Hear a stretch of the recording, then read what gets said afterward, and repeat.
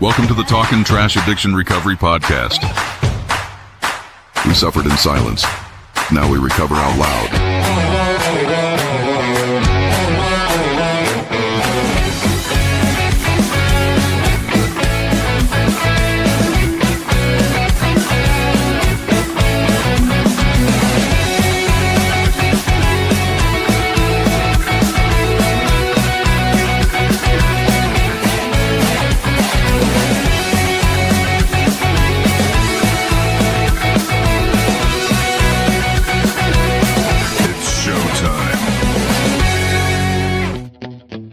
Good evening. Welcome to the Channel 4 6 o'clock news at 9. I'm your anchor, Easton Faction, coming to you live from the Pleasantville Waffle House and Rent a Chicken. Go pluck yourself. Today's top story that we are following. After last week's successful Artemis 2 mission, NASA sets its sights now on probing Uranus. Good evening, Talkin' Trashers. Welcome to episode 196. We have Blair Est in the studio today, and we are looking forward to talking to him. And now to the man who thought asphalt was a rectum problem, Timothy Snyder. I think you might have used that one before, but I did. I ran out of time, man. Hey, buddy. I got one question. What's an Easton Fraction? I knew you were going to say it. You guys, I've trained the Canadian crew to take after me, to rip everybody apart on one misword. That's what we do around here. But I know exactly what it is. Yeah, I'm sure you do. What is it? It's a yeast infection. I had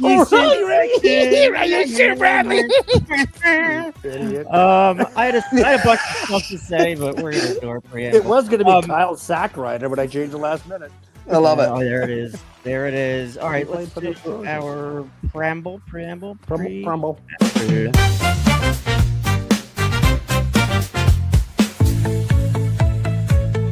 This is our humble broadcast, where ethics and personal anonymity are of the utmost importance. We run this podcast as an act of service to those whose lives have been affected by addiction. We don't do it for profit or notoriety. We place principles before personalities.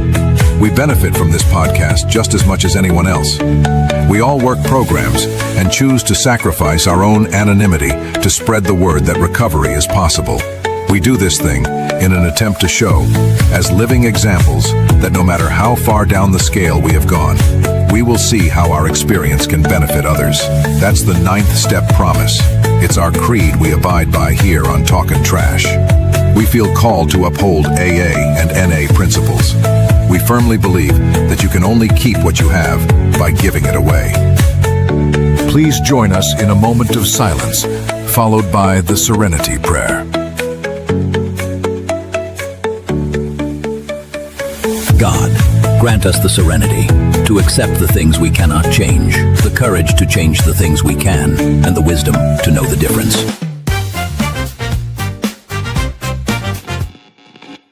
All right. Yay!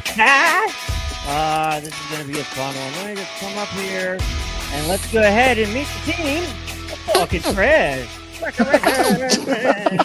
On deck is Willie D. The place to be. He's a friend, he's a confidant, he's a ambassador. No, Jimmy's the ambassador. Yeah, Will right. can be taken out. Will, you're doing good. We're proud of you. I'm doing great. Loves you. No, Will's doing great, by the way. Excuse me. Looking pretty buff there, bud. Right, Oh, working out. come on. Working on those traps. Good job. Working on something. Hey, gotta get in there. Timmy Snyder, Gotta get fit in, boy. I designed the show for some reason. It's fun though. We're having a good time, and I'm glad to have my friends on here tonight. Talk about recovery. Next on deck is, I should have pre-recorded this. I knew it. Yeah. Bradley Mensteel. Look at that. I made that up. Brad. I made that up all by myself. Brad is 47 years old. He has three plus years clean. He's an AA advocate, and he's a shot of adrenaline in our show. Lastly is Jimmy Leibel. Jimmy is very smart. He's very reserved. He wants recovery, wants everybody to have it, and we're so happy that we have him. Hey, 61. He's just a good dude. That's the team of Talking the Trash, and let's go around see how everybody doing. How everybody doing? Fabulous. Doing okay, man. Doing okay at Circle Go K. Yeah, a little bit of a shitty week, but you know what? It's okay. It's a learning week. Like a good friend of ours said. Well, my truck broke down and the turbo went, and I found it was going to be like $5,000 to fix that. And then, so your first fucking reaction is like, son of a bitch. But Right. at the end of the day, I've never seen a hearse hauling a U-Haul, so it is what it is. My first reaction is new ride. Yep. Yeah, me too. If a truck wasn't $100,000 fucking dollars in Canada. Well, that's the problem with living in That Canada. is. That's a problem. Coming down That's to a Florida, problem. there's like tax-free shit down there. All right, boys, let's go around and see how everybody's doing. Jimmy, how are you doing? What's going on in your life? Well, my turbo ain't blown, but yeah, busy week too. Just My turbo. Right. my yeah, it's like what's your dog's name? Turbo. Anyway, blow I don't know. just busy. It's we had a great yeah. we had a great guest on Wednesday, Taylor. Yes, And ma'am. she was actually chairing a meeting today. I missed it. I was doing some other stuff trying to fix out StreamYard. But yeah, busy week and glad we have Blair S. Thank God we got his last initial right tonight. So Absolutely. Yeah, I mean, you know, that's a happens. blooming. Yeah, he's a good dude. I could tell already. He kind of fits in already with us. I try not to like say too much pregame because I want it to come out organically in a podcast, but I don't know what I'm doing. So that's where we're at. I mean, you guys, let's do our treatment centers. Ooh, I'm afraid to play that.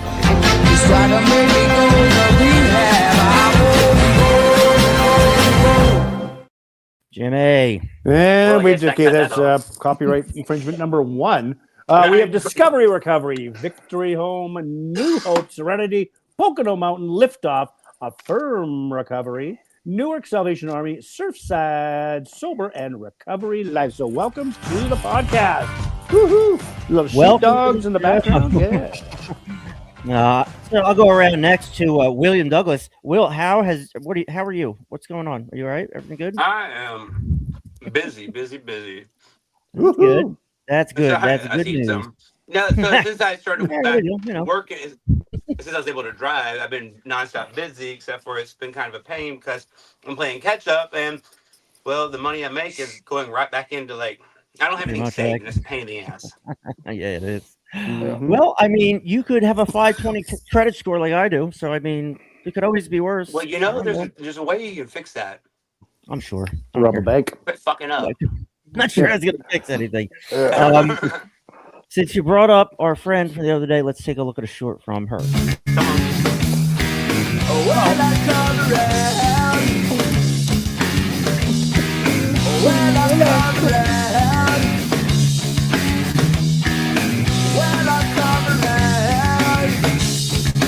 I used to kind of just to like put this out there is I used to take my story and the trauma inside of it and make that my entire identity. So when I met new people, that's all I threw at them is either you're going to fucking like me or you're going to run away. And I'm cool with that. There's no gray area. So I've learned to kind of just like take that back a little bit and start processing that and just kind of give like a simplified version of the fact that it takes an incredible miracle to bring some of us back to life. I believe all of us actually are walking miracles, everybody in recovery.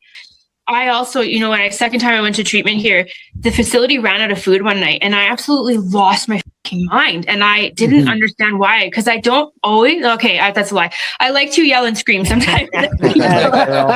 I'm learning to like regress on that authority issue. But a nurse came up to me and she said, you know, she's like, you're angry right now because you're scared you're not going to eat again tonight. And I was terrified of that. And I never really realized that. So then I realized that like, hey, prayers are powerful words. Manifestations come into existence. Affirmations change the way you think about yourself. And this is where I'm saying, like, as these dimensions progress, apparently the key is you hit the 5th, 6th dimension, and there's no longer time to wait for what you want to manifest. It happens when you think it, but you have to grow through that process to get there. There you have it. She was phenomenal. She's more intelligent than us, but what do you guys think? I got good feedback on her. She was a very good guest. What do you guys think about her? She spoke my awesome. Amazing. She did. She spoke Will's language. Isn't that funny? Oh, that's I mean, Actually, it's far. I mean, like right now, I mean, it's becoming more common, but it is far and few that do. Yeah, you're right. You're right. All right, let's do our daily reflection.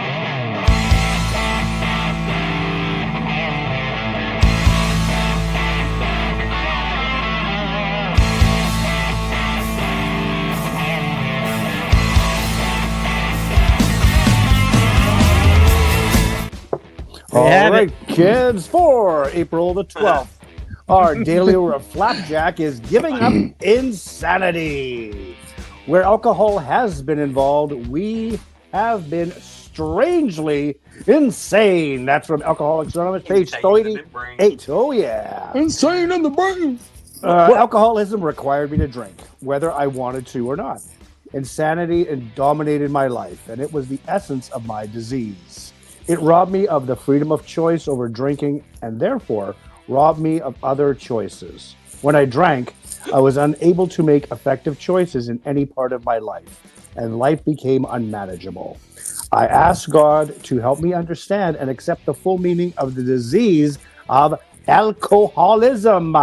Discuss. What do you, Jimmy? What do you think about this? Growing up with the insanity. I was sharing this at a meeting this morning. When I was actively in my addiction of alcoholism, that's what kept me sane. Everything had to be a hair on fire. Try to put it out with a frying pan, and that's how I could not like being sober because I didn't like my feelings. I couldn't handle dealing with pain, sorrow, joy, resentment, all the feelings that I was hiding that fill in the hole in my soul with my addiction. And then that giving up the insanity, it's like, oh shit, now I gotta start dealing with real life. And how do I do this? And it's a day by day process. It's always, you get those shots, it's like, but it's one day at a time. That's all it is. Brad, yeah, penicillin, broad spectrum antibiotic. Brad, I'm interested to see what you think about this. Well, it's funny because I 100% agree with what Jimmy says, but I didn't realize how the insanity was until I got sober, because I literally thought what I was doing was normal because my addiction, my addict brain was telling me everything was okay. So I was doing these things to keep myself normal at the time. But once I got sobered up, I realized how fucking insane I was, if that makes sense. It took me getting sober to realize what kind of insanity I was living in. That's for sure. Sure. Mm-hmm. I get it. That resonates with me 100%. It required me to drink whether I wanted to or not. And we don't want, I know most alcoholics, they get to a point where they don't want to get completely wasted in crash cars and all that, but it ends up happening. So, it's to acknowledge that is what you need to overcome. Dealing with that initially, I think will help going forward. Jimmy, what's your zip code? I'm just kidding. My social security number too. 113-484-995. We already had that. Actually, it's backwards. Well, it's like what Rod said. He didn't like being sober, and I totally agree with that, because when I was sober, you have to deal with real shit. Right. But when you're in active addiction, whether it be alcoholism or drugs or whatever, you can just fill the void with your addiction, and you don't, and all the things you should be dealing with in real life are just dummied down, and you forget about them because your mind is in witness protection, but you're harming yourself, you're harming others, and it is totally insanity. But especially in my household with two active alcoholics, my wife and myself, and it was just pure insanity, and that's the only way she could function unless there was chaos, unless it was a full 4-alarm fire. That was calm for her. I just said, I'm done with this shit. So there's one thing that I've learned too, which is pretty cool. Me being a drug addict, I'll say mostly more than an alcoholic. Well, I know I'm an alcoholic too. I'm not saying that, but I used to think there was a difference between them. Do you know what I mean? Like I used to think, one's a drug addict and one's an alcoholic, and there's not much of a difference.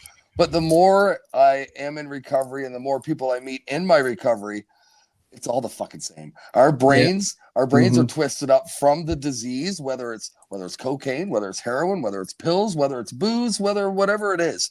It's because our addictive brain just loves to tell us what we need to hear. And I don't think it matters what type of drug or booze you're on. That's the disease we all deal with. Yeah, I have it. Chris Burns said, Brad, bring me some ice cream after the show, please. Go fuck yourself. You wouldn't mind. With sugar on top. Right? They're really good to say, depending on how you say it too. Ice cream. He's my neighbor. I could yell loud enough. Come get it yourself. All right. What do we know about this gentleman, Blair, coming on to our show? Or his name is Blair S. His name is Blair S. There we go. We know that. Who, Jimmy? What's he all about? Not me. Talk to Bradley. I am. Brad, what's he all about? All I know is we had his wrong initial. That's all I know. So sorry, man. But Blair's a beauty. So I've got to meet Blair He's through not the a pisser. Yeah, he's a pisser. Well, I mean, There you go. So I've got to meet him through the program of AA here locally. I think he's sober. Well, yeah, he's over 1,000 days now. So Boy. I've known him almost 3 years.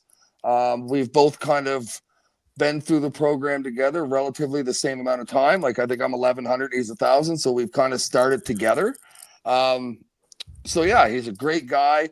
He takes his recovery very serious, and he's fucking doing an awesome job, and I'm proud of him.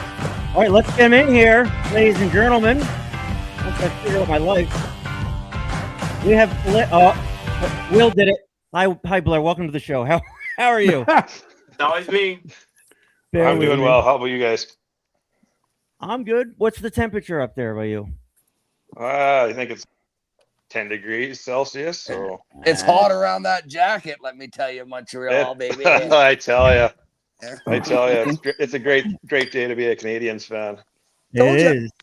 Happy for you guys. It's a great day to be a Flyers fan too. By the way, they made the playoffs, didn't they? I am one of those. Yes, can you believe it? Had a boy, 5 years. It's been crazy, and I was watching some of the clips of Philly, and I'm just like, holy shit!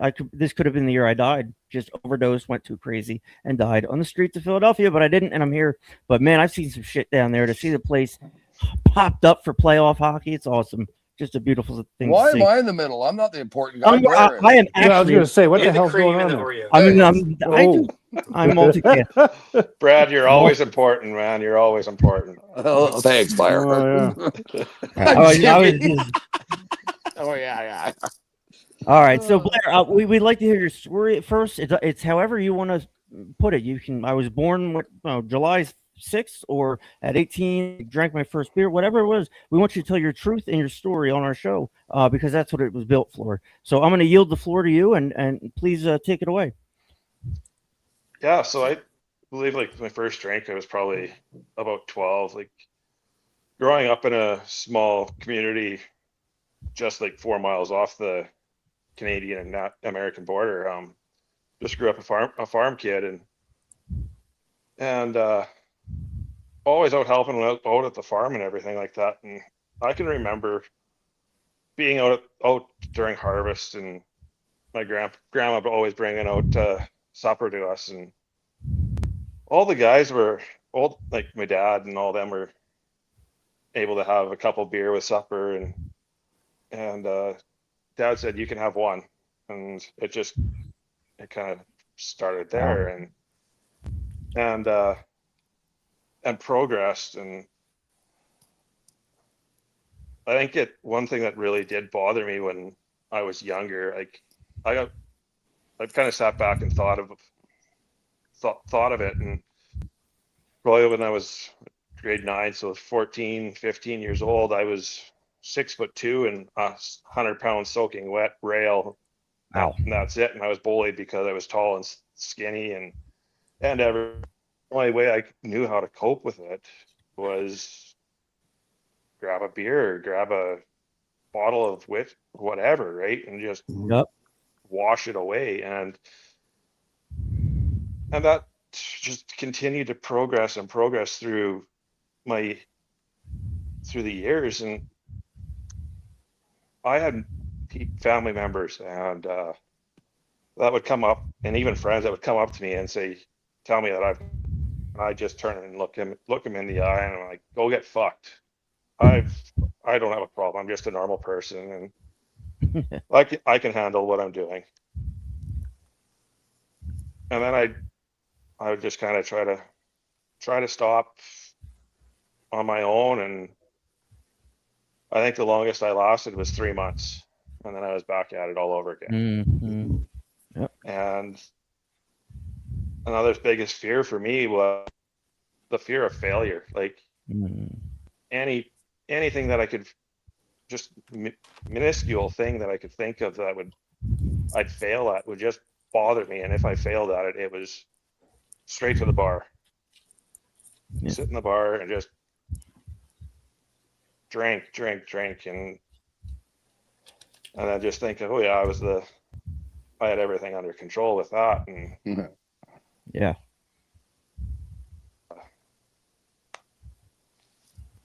like now I You're look doing- back at it and man, was that a mistake? Like I've been divorced now and I've been through literally almost, and this is the part that really bothers me sitting back looking at it, is that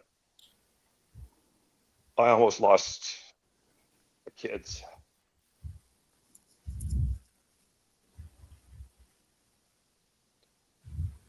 And that's one of the greatest things that I've got for me right now, is being able to be in the present time with my kids and not being able to, or being able to see them and being able to partake in their life events now.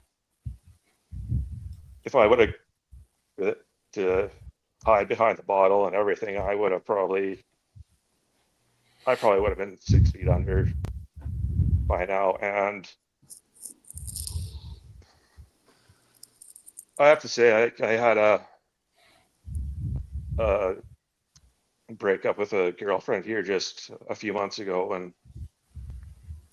and I had my daughter come up to me. The most touching thing I've ever had from a family member since I've been sober. And she came up to me and looked me square in the eye and goes, "Dad, you're not drinking again. You're not going back." Mm-hmm. I literally broke down, because I hear that coming from a 16-year-old girl, realizing that she's just being able to see the growth of myself from when I was drinking before and her not wanting to be around me at all, to now enjoying her time coming up, being with me, and for her to stand up and look me square in the eye and say, "You're not going back drinking, Dad, because you know what's going to happen if you do." Yeah. Isn't that an amazing feeling right there? The recovery part right there, Blair. Hey? It's like, there's no words that can explain it or describe it, because It only gets better, Blair. Trust me, I've been in those shoes. My wife and I were both active alcoholics. My wife passed from alcoholism. My two daughters blame me for the death, and they didn't talk to me for years. And now my daughters are like 24 and 30, and every conversation ends with, "Dad, I love you and I'm proud of you." And I never thought that would ever happen. So you're doing something right. Hell yeah, you are. Like, Fucking right, I'm proud of you, because It ain't right. and people say, "Well, you get sober for your kids or this." No, you got to get sober for yourself, and all the side benefit, the peripheral stuff comes in after the fact, and that's what makes it feel like you've really earned it, rather than saying, "I'm going to get sober for my kids or for my marriage or whatever." But taking care of yourself and then just showing them, and they are so proud of you, Blair, and we're proud of you too, because it's a huge effort, and having your kids pissed off with you because they, like you say, that avoidance. And I went through that for a long time, and having your daughter say that to you, it means so much. It's from love, and so cherish that, and when they say cutting, baffling, powerful. Yeah, our addiction talks to us our own voice, and you're going to have the good days and the bad days. And your addiction's like, "Hey, Blair, you've earned a drink," or whatever, and you just say, play that tape back. Have your daughter saying that to you, and it'll just all go away. So I'm proud of you, brother. Good job. Yeah, and that's the thing, is like when I first came into AA, I thought I was doing it to save my friend at the time, which we're no longer together, and it always felt like I was trying to do it for her, and not for me. Right. And it took a while for me to realize that, no, I need to do this for myself. I need to I need to make myself feel better and clean myself up before I can, like, I got to clean my side of the street before I can help anything else better.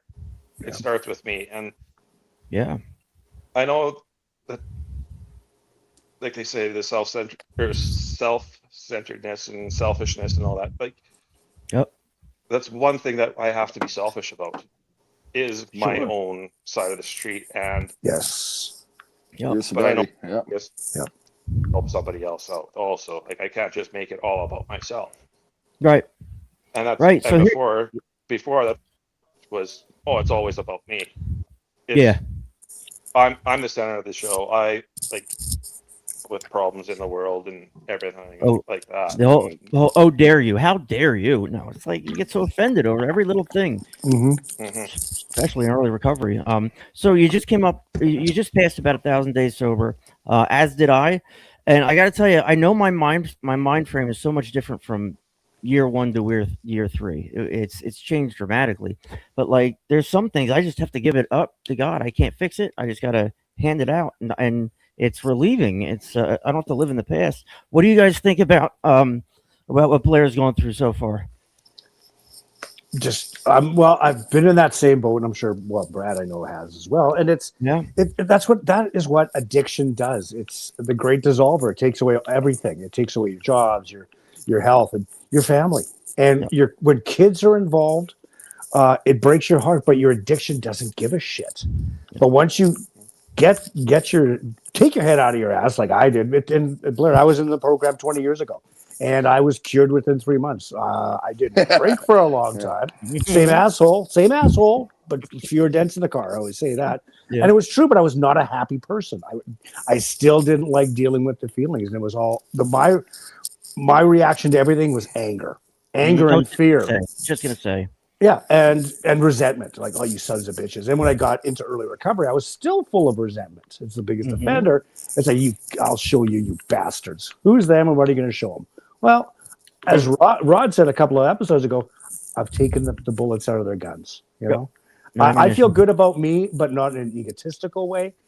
Blair, you seem very grounded and very humble, and you're very appreciative, like having your kids in your life, like. You're doing them a service, right? They're they're not saying it all the time, but they're so damn proud of you. They are. And it's a tender age, 16 years old. That's when my wife passed. My youngest was 15. My eldest was 18. And that's when the hate on was on for a long time, until Dad pulled his head out of his ass 4.5 years ago. So good on you, man. And I like what Blair said, because this is one thing I can say about Blair that I've known for the last 2.5 years is, like what he said about doing it for himself, but doing it for other people too.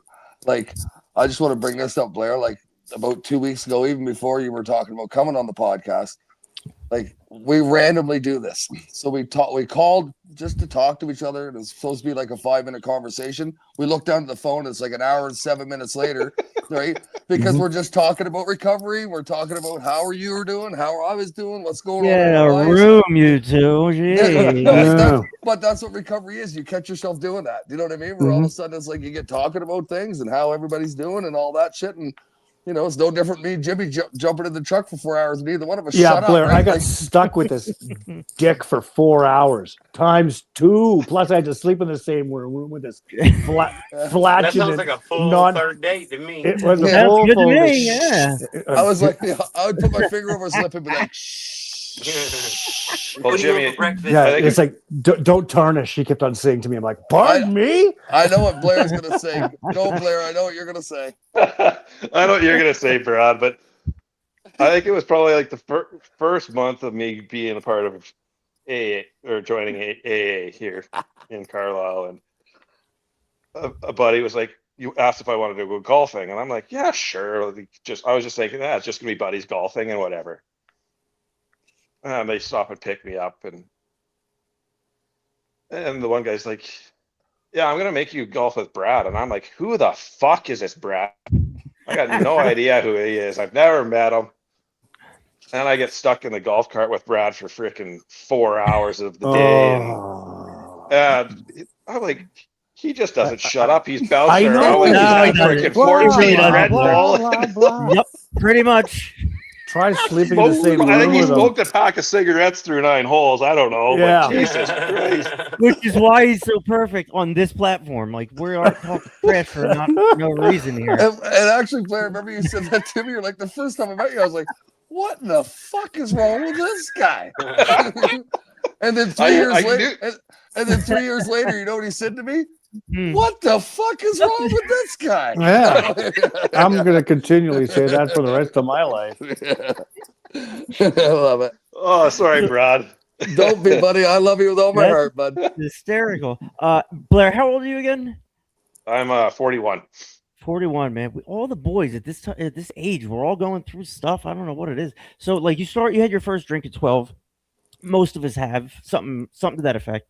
Like, take us through a timeline of Blair's, I don't know, your childhood or whatever, but just what made Blair up until 41 years old. Oh, Jesus. Just your story, nothing crazy. Just your testimony. Pretty much already said it. Yeah, it's like I enjoyed sports and everything, and I think that like the friendly camaraderie in the locker rooms and being part of the team and everything was great, and then like going out after games and going to, especially when you're a minor, like under 18, 19 years old, or in Saskatchewan here, where you couldn't drink, like legally drink until you're 19. So yeah, going out to a house party or whatever and just enjoying it. But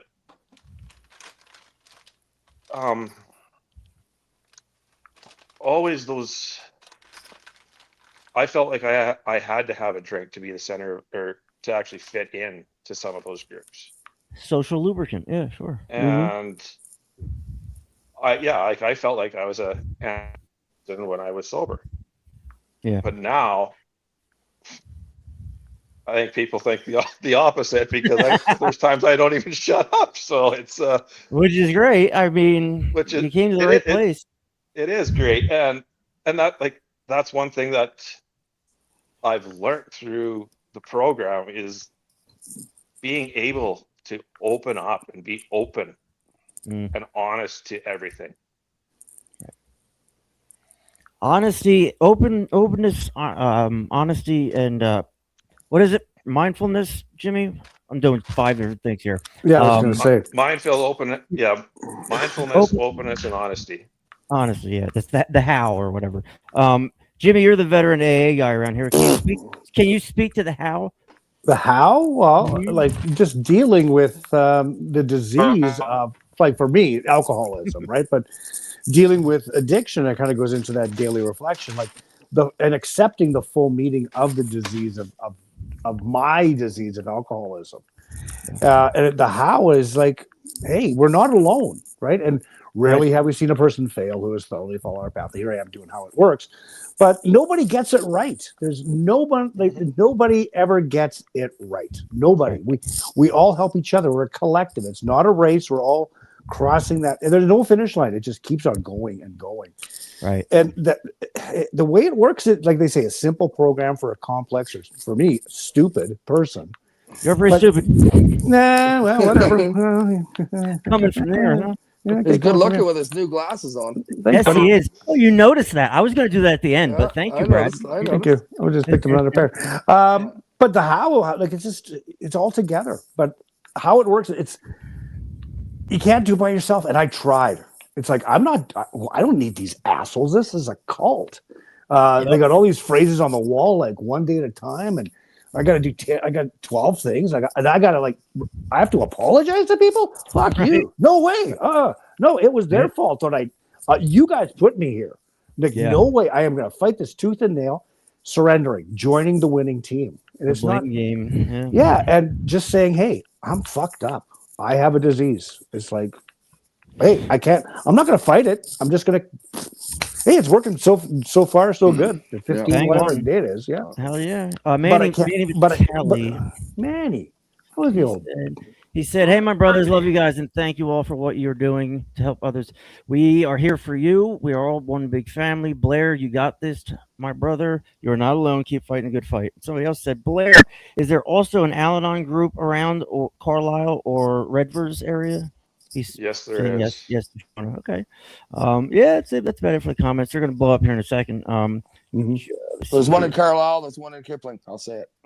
Maybe Hey, Shauna. there's one. Yeah, there's definitely there. Yes, and like what Manny had said in his comment, we're all one big family, and I remember my first birthday celebration of sobriety that I had here with the AA group in Carlisle, and I shared they asked me for what, and I said family, because I had my parents sitting there right beside me. And honestly, I think that was one of the toughest meetings I was involved in, other than the first time coming down the stairs. Yeah. But having my parents there and literally to see me not break down because I was pissed off or anything, but break down because I was happy I had my family members sitting beside me to support me and be able to witness that, oh yeah, he wants this. He's pushing, he's making, doing what he needs to do to stay on this path. And said, yeah, I got my family, but everybody sitting around this table, or these tables here, are also my family, because they're the ones that I come to when I have a problem with my alcoholism. Right. Because my parents haven't been a part of Al-Anon or anything like that. So most don't know what to do, Blair. So they don't know what to do. Exactly. I think for them to hear me actually say that just relieved some pressure off them, knowing that I had my group my family right here to help me out. Yeah. Right. Yeah, and it's an amazing thing that way, because I never felt that way, Blair, at first. You know what I mean? Because I was just, like you said, I was going to meetings, same reason you were. I was going to get my family back. I was going to get my kids back. I'd be lying to say any different that the first few months, that was what was in my head. How can I get my fucking life back? I never once thought of me. You know what I mean? It was I want everything back that I'm losing. But things really spun around in a really quick way once I said, okay, wait a second. I got to fucking figure me out. I need to do this for Brad. And once I started doing that, man, it got easier. Was there still some rough roads? Fucking right there was. But it did get easier once I put myself first. And there's where that selfish part did come, like you said, Blair, because that was a tough one for, excuse me, because that was a tough one for me, because I'm because I'm a people pleaser and all that stuff. So I always want to, I don't want to put myself first but you do. You really do when it comes to sobriety, because nothing else, everything, and I just can only speak from my own experience, and things will happen for you if you work on yourself and be patient and give it time. That's how I feel about recovery. It's because you have to put the work in for yourself, and it's fucking worth it. And another thing I want to touch on too, like Blair said, no. Yeah. I'm gonna do it anyway. Somebody cut him off. I wasn't sure if Will was alive or not. He is alive. I was going to say, I'm going to Blake, buddy. He must have before I forget. No, you go first, Will. Will. You can tell yourself whatever you need to tell yourself to get you into treatment. And if it's for your family, if it's for your dog, or whatever, if it gets you there, you're going to realize and learn what what the proper way, in my opinion, you need to do it for yourself. But if you need to tell yourself and everybody it's for your family or your kids, hey, that's fine. If it gets you whatever gets you into the building, you know what I mean? That's a fair statement. I would give terrible advice to people who were couldn't find a detox, didn't know what to do. The advice was go to an ER, tell them you're going to kill yourself. They're going to give you everything you need. That's not the fucking best advice in the world, but from where my understanding, you just got to get in there. And yeah, I know it's been crazy. So like people pleasing is a big thing. Brad, you just mentioned it. Like we want.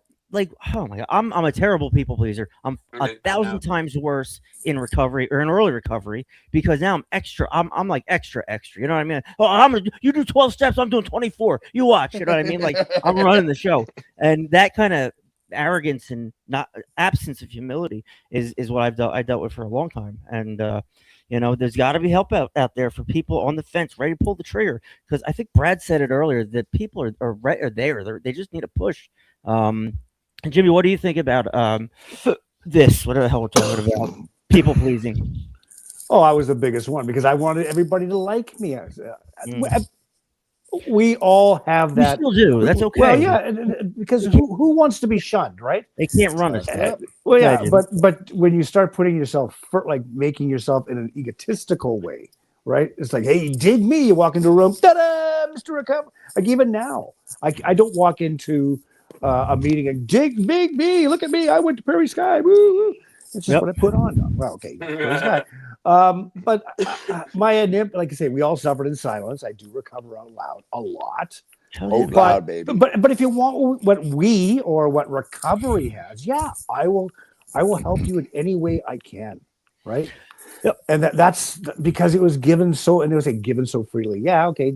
I had to go to treatment, but it was there the whole time, but I was so goddamm selfish and pig-headed and thought I could do it on my own and didn't realize this is a we program, not just AANI recovery. The recovery NI.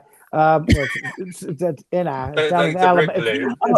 Okay. It's down in Alabama. NI. But it's the recovery community, whatever you want to call it. AANA, CA, whatever. SA. Right. It's about people that are sick, that want to get better. And as Blair said previously, you have this community, a family. I'm not biologically related to any of you, but I'm logically related to you, right? You're my logical family. Except Brad. He's I was going to say, I was waiting for it. You're totally off the rails, buddy. You are way out there. Yeah, but have a little bit of fun sometimes. Sure are. All right. We encourage the people that are listening and watching to drop their clean time as we do it as well. Oh yeah, it's not gonna be all crazy nice stuff like this.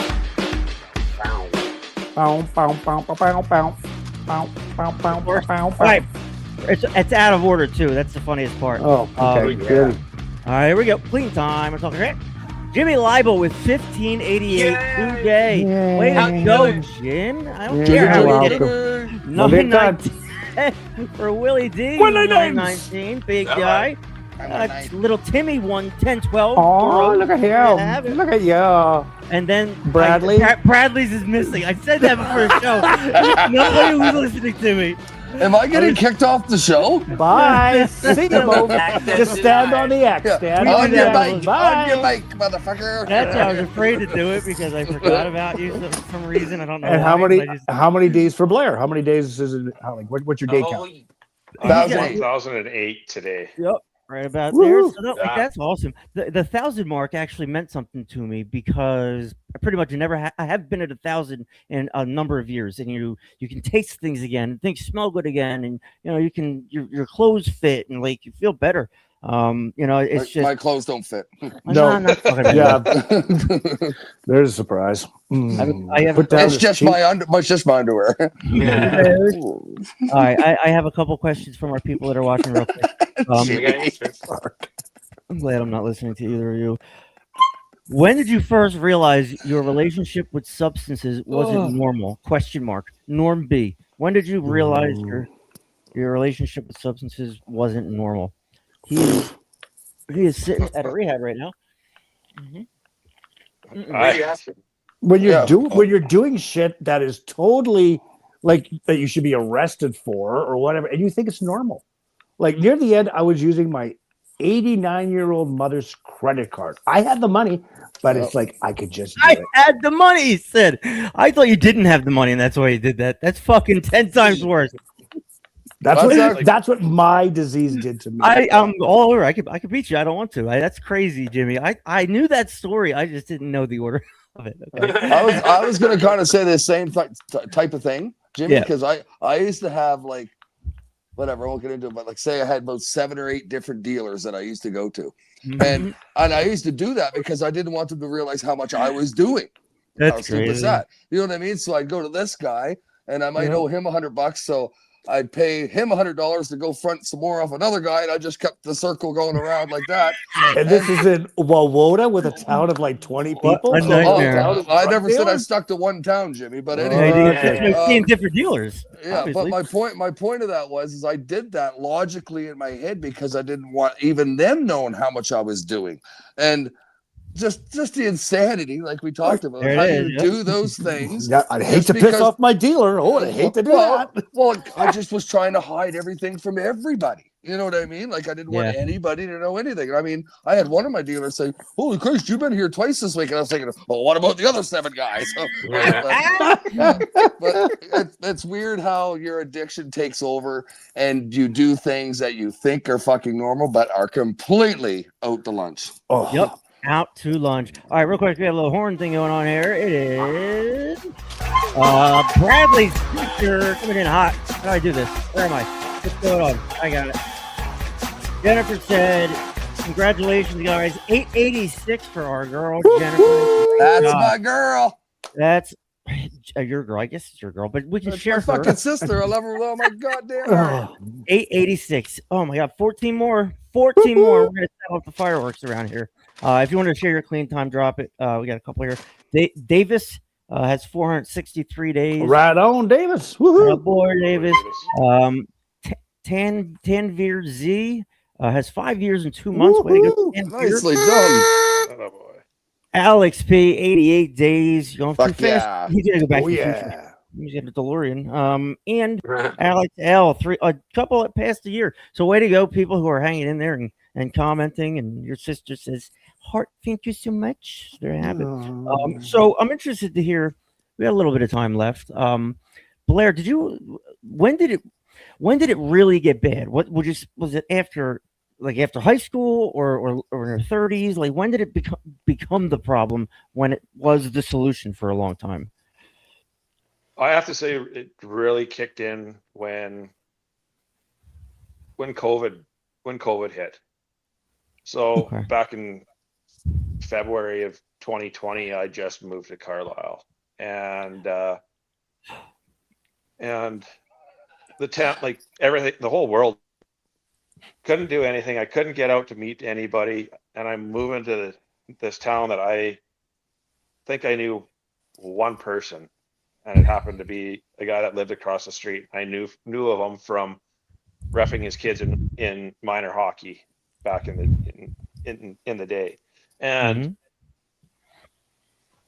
but being basically having to isolate from everything. Thing that was open that you could go and do was go to the liquor store. That's all I did. I would go to work, stop at the liquor store, and grab a 2-4 of Budweiser and a freaking 26 of Captain Morgan spiced rum and just sit here and it just escalated. It went from day after day after day, and it got to the point where 2:00 in the afternoon, I'm like, Jesus Christ, is it 5:00 yet?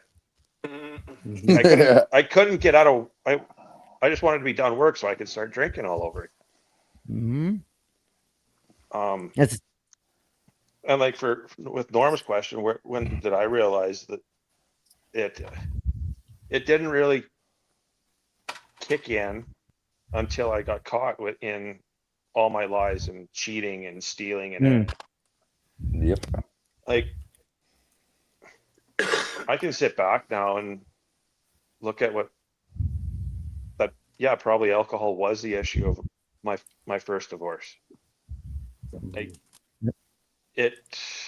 yeah, it probably was one of the main reasons why it happened. Yeah, and But that now, happens. me and the kid's mother, we both get civil conversations. I can actually enjoy being in the same fucking building as her instead of walking through the door and be like, oh fuck, she's here again. I have to face her, right? But Yeah, no, shit. it's like I can have I can walk up to her and have a civil conversation about the kids or about life, whatever, and not want to freaking punch her in the throat. Like, Understood. I aspire to graduate to your level. I'm just never. I don't know. And not punch her in the fucking throat. I love it. Hope she's not watching. Good stuff right there. That's his way of saying he still cares, I guess, a little bit. Jennifer Lamb. Jennifer Lamb say Chris. Where did Chris put up is she's still single, Brad, and Jennifer gave herself a laugh. Well, they've met each other. Chris, you know she doesn't like you. Fuck off. Go eat some ice cream. Go eat some ice cream. You are ridiculous. So yeah, you can drop your thing in the comments. We got a few minutes left here. Yeah. So like, Blair, did you where in Canada are you? I'm in Carlisle, Saskatchewan. So he's literally 25 minutes away from me to the south. I could throw rocks at Brad. Yeah, he has. The way Brad looks, it looks like he's been hit a few times. He probably wants to throw punch me too, for fuck's sake. Yep. No, Brad, right, I love you, buddy. I love you too, buddy. Will, I'm handing the floor over to you. That's me. And drill our boy Blair. Make him confess to whatever it is he did. What did you do? what did you do? And why would you do that? I don't know. He's not paying attention. That's what it is. I am. I am, but back in the portal again. Drugs, right? Yeah, this is why. Yeah. No. He was only alcohol. It was just alcohol. You know, it's why one of my that's favorite. The reason why I'm blanking. I got you. Brad, answer his whatever. I was just gonna say. Right back. It's so fucking true what Blair said, because I didn't realize how much of a fucking idiot I was, or how much you drugs could have I just was asked me. Well, I just mentioned Jimmy. Where were you 3 years ago, asshole? But anyway, the liquor store. My point is like I didn't realize how much I was fucking up until I started losing everything and getting caught. Like Blair said, once I started getting caught in my lies and the things I was doing and caught by, doing drugs and booze and all the shit I was going on. Then I started realizing what I was doing, because I got away with it for so long that it was normal. Because I got this. My brain, my fucking squirrely little brain would be telling me I got this shit. But once I started getting caught and getting fucked up, it was like, wait a second, people are actually realizing. So yeah, it's weird. So everybody has their own bottom, I guess, right? And so when that was my bottom for me, and it sounded like the same for you, Blair, too. Like once you started getting caught, right? Great segue. Exactly. Cassie P from Discovery, or I don't know. Was there a specific rock bottom, or was it more of a slow realization? Cassie P. Perfect. Nice job, Brad. Mm-hmm. William, what do you think? No, I think she's asking our guest. She's asking the guest. But I'm going to answer right now. No, I've had many different. I can make up a new rock bottom every time. You know what I'm saying? Like, I'm creative. I had 1 million of them. Yeah. Is there one that you can recall, or that we care to share? That kind of led you like black and white. Now I need recovery. I remember one that I went to. I still talk to I was already out of high school, but I would talk to my middle school teacher, and I remember I got it so bad. I went to her and I asked her to take me to rehab, which was just like mind blowing. And like, dude, she did. Like, she took me to rehab, to a detox, or to where I went to, and my mom was like, do not let him leave there. Tell him he's gonna kill himself. That was my mom's trick of getting them to let me stay instead of making me come back. Great. Fantastic. It worked. They let me, but but there's been many different ones, but there's been rock bottoms that I've had. I wouldn't call it a rock. it was a different level. As I got older, the rock bottom wasn't as far down anymore because I was realizing more now that I needed to do something about. I was acknowledging the fact that I was headed that path as I got older. If that made any sense to you. It does make sense, actually. Makes a lot of sense. Yeah. Yeah, for sure. What was the Well, specific that was rock my bottom? half a cent. That's good. I couldn't agree more. Will has a very unique perspective on recovery and life, and he's great around here. Cassie P. Jimmy, what specific rock bottom led you to realization? Oh God, I think it was just Yeah, he does. About 5 years ago, going to the doctor and given the same diagnosis as my wife did, saying everything's shutting down, you're gonna die, and that's when the light just flickered, and it's like I gotta go, and I need help, and I can't do it myself. So booked myself into PSR and never looked back. But was it easy? No. Did it suck? Yeah. Is it worth it? Fuck yes. Yep, for sure. Recover out loud, baby. ROL. Come on. Phyllis is hi. Hi, Phyllis. Hey, Phyllis. Hey, Phyllis. Blair, I just I feel your emotion. It transcends broadband and internet and all that shit. I feel your emotion today, and I see you well up with tears and struggle to recall this shit because it's painful. But the fact that you are willing to come on here and do something like this, I mean, as much as I worry about anybody that comes through these doors, I'm going to put you in a category where I'm not going to worry about you so much, because you seeking out this kind of help, doing what you're doing, shows that you are motivated. And I mean, hats off to you that's your approach, because you got to be an advocate for yourself, and you have to put yourself forward, especially in rehab and detox and shit like that early days on. So yeah, rock bottoms are tough. That's one thing that I've never had to, like, I never did check myself into a rehab center or anything. My first step was straight to AA. And listen, I get it. And if that works for you, good on you. You and a lot everybody's of other program, a lot of different, other people, right? Yep. Like I was so fucked up, I needed it. Otherwise, I would have. I tried the meetings; it didn't work for me because I was pig-headed. I needed to take direction, right? I think the message you're smarter here, than I am. I think the message here is not where you end up, but it's where you came from. Does that make any sense? Yeah. And where you want to be. Where you want to be. Exactly. Right. It's where you want to be, and you working the program to your best knowledge to make you the better person. Yeah. It's funny because Blair and I were talking about this the other day. Sorry, Blair, but it's so true, because the one thing, my favorite thing about recovery and the AA program itself is there's really no wrong way of doing it. As long as you're involved and you strive to get clean or sober or whatever your addiction may be, you're doing it right.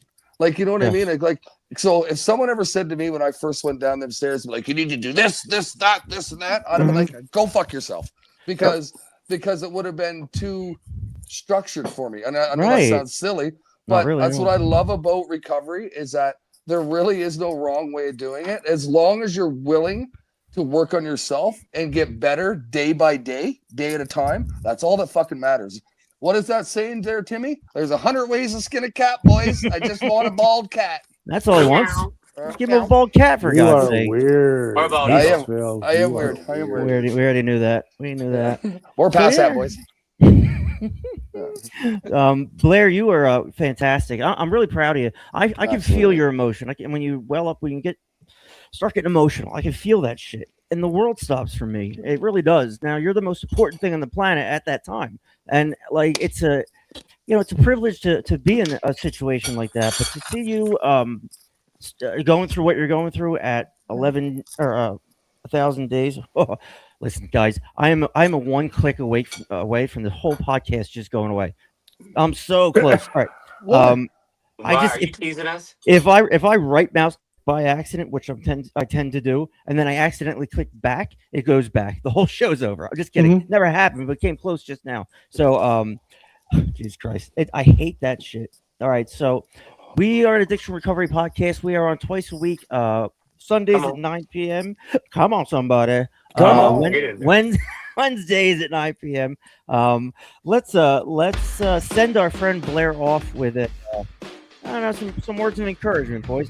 That's what you're hired here to do. Let's hook our way up. Jimmy?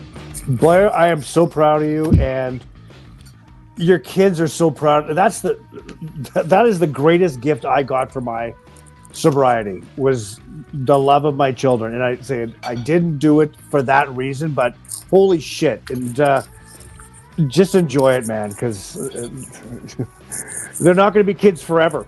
So enjoy it, and I'm very proud of you, my brother. Good for you. Yep, me too.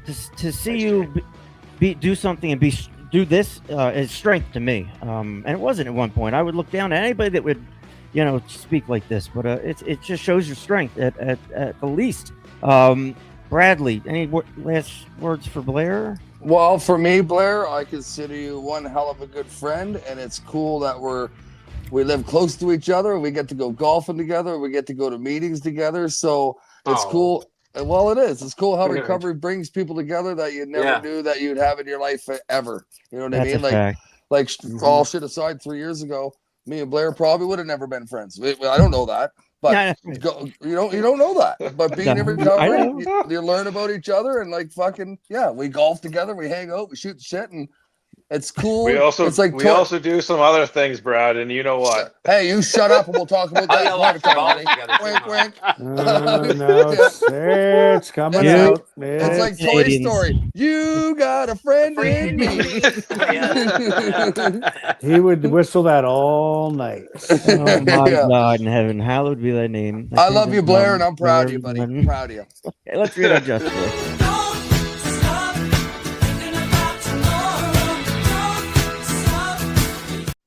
Pretend I didn't play the wrong one and get our show copyright. There's the show. Cut down to 5 minutes. I believe that, or I've said this before, is you're not responsible for your first thought, but you are for your second. No, I'm just saying. I mean, it makes a bunch of sense. But if you think about it, I mean, even when you think about crap, shitty stuff like drugs, alcohol, whatever, but you're responsible for that second. But the second, I mean, thinking about it more into it, like, teasing it in your brain, If that makes sense. Maybe this is the right one. Nope. No, it's not. That's not the right one. That's not it. All right, we're just gonna read it. Look at the big picture. Isn't that funny? It's a big picture, and then it's Jimmy holding a big picture. Yeah, it will. Okay, the big picture. Just for today, all spiritual awakenings have some things in common. Common elements include an end to loneliness and a sense of direction in our lives. Next. Basic 50. We already read that one. Yeah. Some kinds of spiritual experiences take place when we confront something larger than we are. We suspect that the forces beyond our understanding are. What? Wait. Some kind of. We suspect that forces beyond our understanding are. I already read that. Operating, we see a fleeting glimpse of the big picture and find humility in that moment. Our journey through the 12 steps will bring about a spiritual experience of the same nature, only more profound and lasting. We undergo a continual process of ego deflation, while at the same time we become more conscious of the larger perspective. Our view of the world expands to the point where we no longer possess an exaggerated sense of our own importance. Treat one another so savagely, but we do understand suffering, and in recovery we can do our best to all alleviate it. When our individual contribution is combined with others, we become an essential part of a grand design. We are connected at last. Just for today, I am but one person in the entire scheme of things. I humbly accept my place in the big picture. Attaboy, Will. You can do it. You can do it. Yabba dabba doo. Yabba dabba doo. Look at the big picture. You get it? Everybody get it? You got it. All right. I don't get it. I still don't get it. He's a window licker right there with Will. Come on. If you're new in recovery, the first thing you do when they give you your phone back is to go to the App Store and get Meeting Finder or the NA app. Or call Jim. Call me. 4 a.m. Yeah. Consider the. Send me an email. You get my phone number. Yeah, there you go. Hey. That is true. All right, what's your band? Thank you all for your support. If you feel like killing yourself now, don't. Call 988. Get yourself some Narcan. Recover out Lizzie. And yeah. Another fun show of the Trashes. Thank you, everybody. Most importantly, thank you to Blair S. Blair, thank you so much for being on the show. The week if you don't. We're privileged to have you part of our family, and thank you for contributing. So that's it, everybody. Let's all just say bye-bye, and then we'll get out of here. Bye-bye.